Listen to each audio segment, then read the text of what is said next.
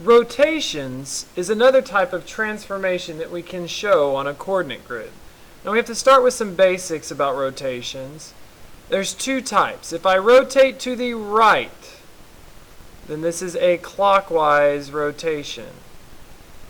If I rotate it to the left, it is a counterclockwise rotation.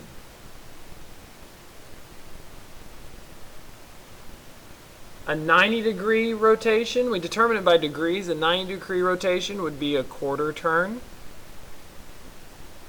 180 degrees would be a half turn, which would turn the figure upside down.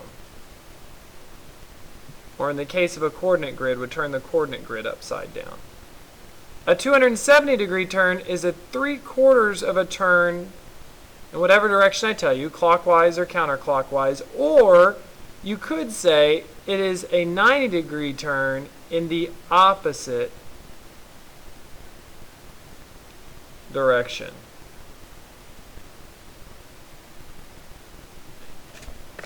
If I have this letter A and I spin it 270 degrees, that would be 90, 180, 270 degrees clockwise, I could also get to that transformation by starting at the original and going 90 degrees counterclockwise. That's what I mean by that. And 360 degrees is one full turn. If you think about LeBron James, if he does a 360, what does he do? He spins all the way around before he dunks it. Example number 4 is going to give us just some basic rotations. It says to describe the rotation. I could describe the first rotation as a clockwise rotation. How far? It'd be 90 degrees. So a 90-degree clockwise rotation. Or I could say it's a 270-degree counterclockwise. If I went the other way, it'd be 270 degrees. B would be a 90-degree counterclockwise rotation. And C is a 180-degree rotation. And you can see that the figure has been turned upside down. So let's take this and apply it to the coordinate grid. Example number 5 in your note packet has this problem. Draw the resulting triangles when the triangle is rotated 90 degrees, 180 degrees, and 270 degrees clockwise. Well, if I'm going to rotate it, there is a rule like there was for reflections, but it's a little complicated. I think the easiest way to do this is actually just to rotate your figure. Okay? Now, whenever we do rotations, we're going to use the origin as the center of the rotation, which means I'm going to take my pencil and I'm going to rotate around the origin. Okay, we already have A, B, and C. We already have our pre-image points on here. I want to find the image points whenever it's rotated 90 degrees clockwise. Remember, when I write my image points, I always use the apostrophe to show which ones are which. The apostrophe is the image points. The ones without apostrophes are the pre-image points. If I do a 90-degree rotation clockwise, I start at the origin. I'm going to spin my paper 90 degrees, a quarter of a turn.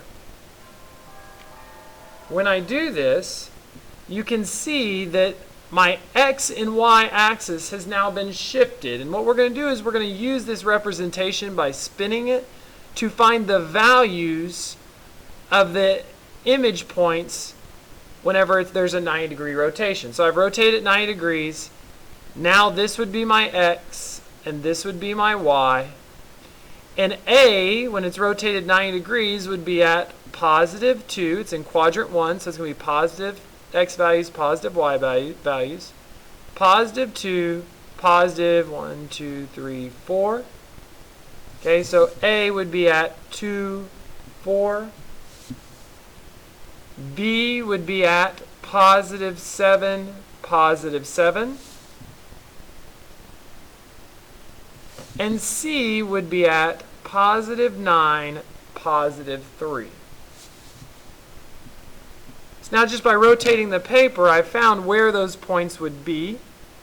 Now I want to rotate it back to the original orientation, okay, with my image up in the left-hand corner because that's where it started. And I'm just going to plot my points. 2, 4 is the image point of A. 7, 7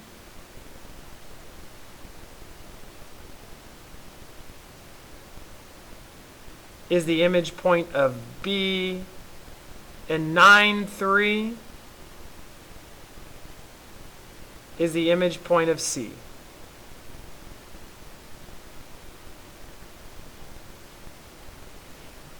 So that's what a 90-degree rotation would look like. How about a 180-degree rotation? And you'll notice when I do 180 degrees, it does not matter if it is a clockwise or counterclockwise rotation. They will end up in the same place.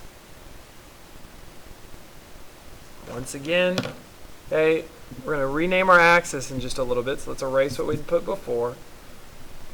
Put our pencil on the origin and spin or rotate the paper 180 degrees. This would be 90. This would be 180.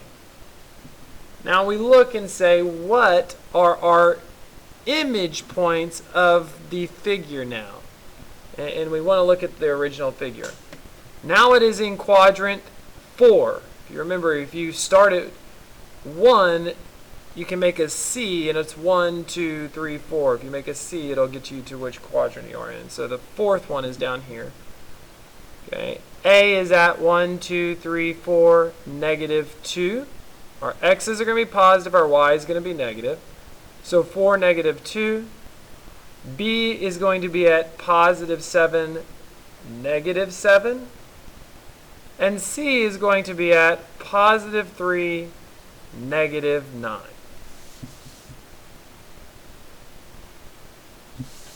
So look at it one more time. Okay. A is at negative, A is at positive 4, negative 2. B is at 7, negative 7. C is at 3, negative 9. Now once again, we're going to draw those back onto our coordinate grid to give us our image points for the 180-degree rotation. 4, negative 2 is A. 7,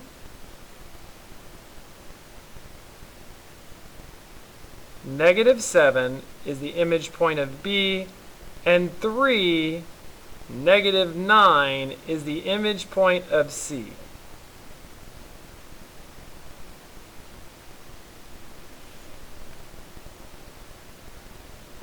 Okay, and now we can see that I've done that rotation. I can check myself by looking at the original figure, looking at what my image is, and saying when I rotated 180 degrees, is it the same? Yes. Okay, so let's go back, and the last one is going to be a 270-degree clockwise rotation. Now, if I'm going to do a 270-degree clockwise rotation, an easier way to do that is to do a 90-degree counterclockwise, because they are the same. That's a 90-degree counterclockwise. That's a 270-degree 270-degree clockwise. And I'm just going to go find my image points once again for A, B, and C. You'll notice it's going to be in quadrant 3, which means that the x and y values will be negative. So let's write this down. A, image point of A, image point of B, image point of C. All right. Do our rotation. A is now at negative 2, negative 4.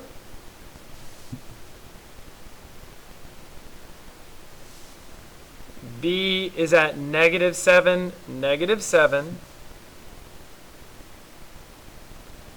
And C is at -9, -3. Now that I've found the values by rotating my paper counterclockwise 90 degrees or clockwise 270 degrees, I can plot these points to put the image onto the coordinate grid. -2, -4 is A, -7, -7 is B, and the image point of C is -9, -3.